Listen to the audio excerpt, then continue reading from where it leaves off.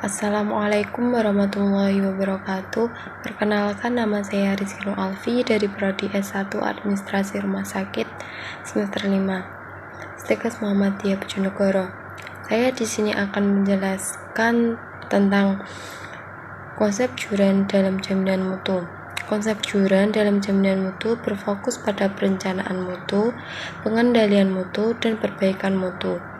Juran menekankan pentingnya perencanaan yang sistematis, pengukuran yang baik, serta evaluasi dan peningkatan berkelanjutan. Konsep ini dikenal sebagai jurnal triologi. Contoh pelaksanaan di rumah sakit, misalnya bagian manajemen merencanakan mutu dengan menetapkan standar kualitas pelayanan yang harus dipenuhi, seperti tingkat kepuasan pasien.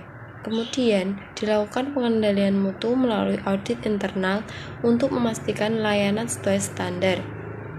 Jika ada keluhan atau penurunan kepuasan pasien, rumah sakit melakukan perbaikan dengan merumuskan kebijakan baru atau pelatihan staf.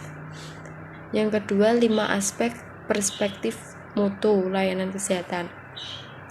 5 aspek perspektif mutu layanan kesehatan sering mengacu pada teori Donna Bedian yang meliputi A. Keterjangkauan, kemudahan akses untuk layanan, misalnya lokasi rumah sakit dekat dan tersedia transportasi publik. B. Keamanan, mencegah terjadinya cedera atau infeksi, contohnya protokol kebersihan yang ketat untuk mencegah infeksi nosokomial. Yang C. Kesesuaian, pelayanan diberikan sesuai dengan kebutuhan pasien, contohnya pengobatan diberikan berdasarkan diagnosis akurat. Yang D. Kepuasan pasien, mengutamakan kenyamanan pasien seperti komunikasi efektif antara staf dan pasien. Yang E. Efisiensi, memanfaatkan sumber daya dengan optimal, contohnya penggunaan obat secara rasional agar tidak terjadi pemborosan. Yang nomor 3, perspektif mutu harus distandarisasi dengan standar input, proses, dan output. Mutu dalam layanan kesehatan diukur melalui standar yang berlaku pada tahapan input, proses, dan output. Yang pertama, input, meliputi sumber daya seperti tenaga medis, fasilitas, dan peralatan. Contohnya, standar kompetensi dokter yang harus dipenuhi untuk praktik. Yang kedua, proses, prosedur atau langkah dalam pelaksanaan layanan kesehatan, contohnya standar prosedur pembedahan untuk mencegah infeksi. Yang ketiga, output, hasil dari layanan kesehatan seperti tingkat kesembuhan atau kepuasan pasien. Contohnya standar minimal tingkat kesembuhan pasien untuk suatu penyakit. Nomor 4, proses penjaminan mutu layanan kesehatan dan langkah-langkah pengukuran mutu. Proses penjaminan mutu layanan kesehatan bertujuan untuk memastikan pelayanan kesehatan sesuai standar yang berlaku.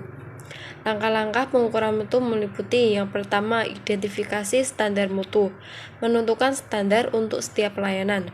Yang kedua, pengumpulan data, melakukan pengukuran dengan survei, observasi, atau catatan medis.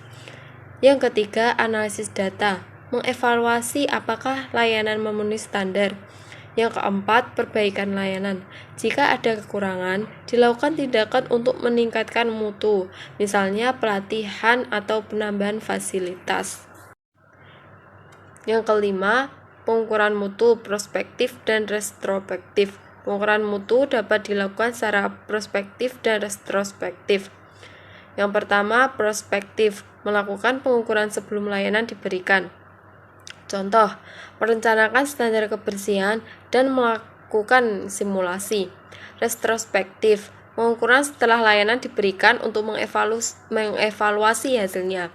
Contohnya, survei kepuasan pasien setelah perawatan atau analisis insiden klinis untuk evaluasi keselamatan pasien.